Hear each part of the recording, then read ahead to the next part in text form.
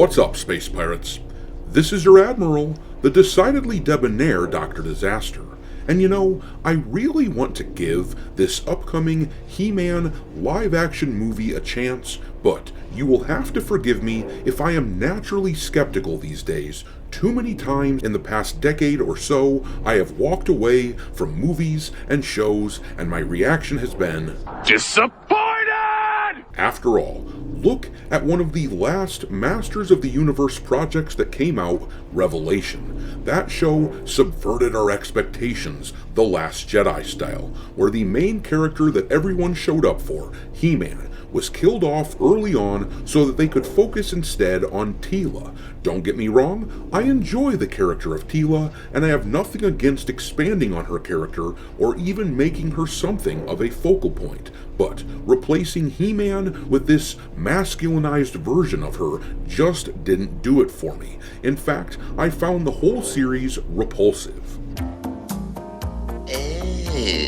With that in mind, you can understand why the alarm bells would be going off when hearing this news here about the upcoming Masters of the Universe live-action film. The actor playing He-Man has come out and said that the movie is a modernized version of the character, and he said that Prince Adam is a form of modern masculinity, which is a handshake between traditional masculinity and femininity.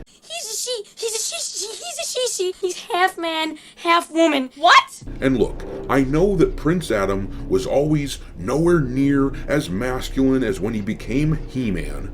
I understand that, but I'm really not in the mood to watch him become some metrosexual Redditor jackass either. I am simply uninterested in watching yet another male character beclown himself in the name of cutting down males and building up females for no good reason other than the dubious goal of subverting expectations and pandering to the feminist crowd who, let's face it, this was never a franchise for them in the first place. As always, there were some girls out there who did enjoy Masters of the Universe growing up, but it was aimed at boys. Though, these days I can understand why there might be some people out there who have confusion over this sort of thing. Girls don't have beards, right?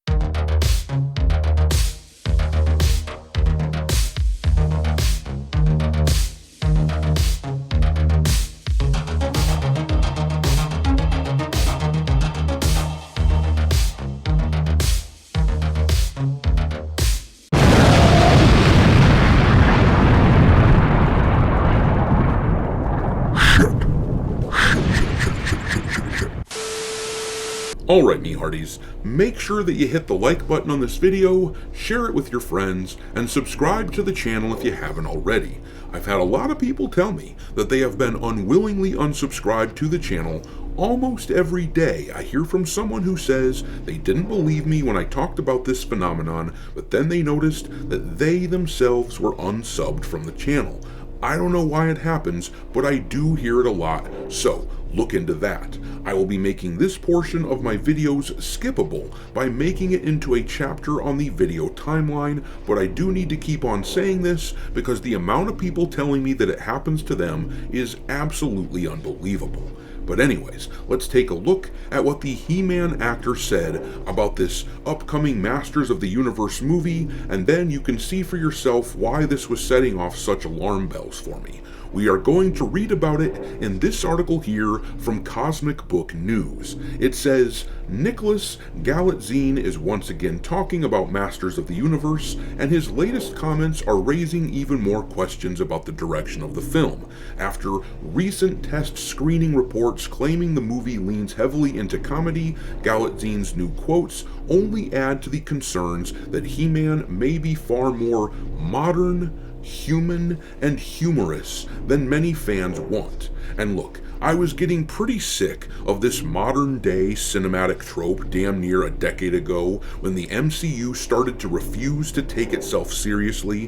While humor is sometimes appreciated, tension is ruined with constant jokes. But Then the article says Galatzine, and I'm probably mispronouncing his name, but we're just gonna go with it. But anyhow, he talked to Screen Rant and began by saying the script didn't resemble the typical films in its genre, claiming it felt incredibly human and so humorous. For a franchise defined by mythic scale, high fantasy, and iconic character archetypes, hearing the lead actor emphasize those elements continues the pattern fans have been worried about. And let me just point out that actually this actor is fundamentally wrong when he describes their script and says that it's different than everything else in the genre.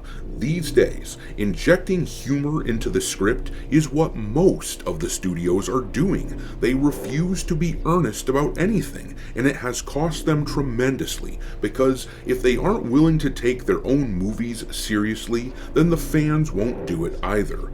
Reading on though, however, it says next, he compared the experience to 100 Nights of Hero, a much smaller project he is also starring in, saying both films blend humor with emotionality, only with a little bit more action in He-Man. It's yet another hint that the movie may not lean into the epic tone the property is known for, though I will pause here and say that this image featured in the article at the bottom of the screen there does look pretty spectacular. That is precisely what I imagine a live-action He-Man should look like. But anyhow, I digress. The article then says, perhaps the biggest red flag is Galatzine's description of Prince Adam's characterization. Without giving details, he said, the new Adam represents a form of modern masculinity, calling the character a handshake between what traditional masculinity and femininity are. And I can tell you, as someone who is utterly sick of projects made for the modern audience, that this definitely has me rolling my eyes. Anyhow, then the article says, that phrasing is going to set off alarm bells for fans who expected He-Man, one of pop culture's definitive heroic archetypes, to stay closer to his classic portrayal. The idea of redefining Adam for a modern audience is exactly the kind of Hollywood framing that has worried fans of this adaptation from the start.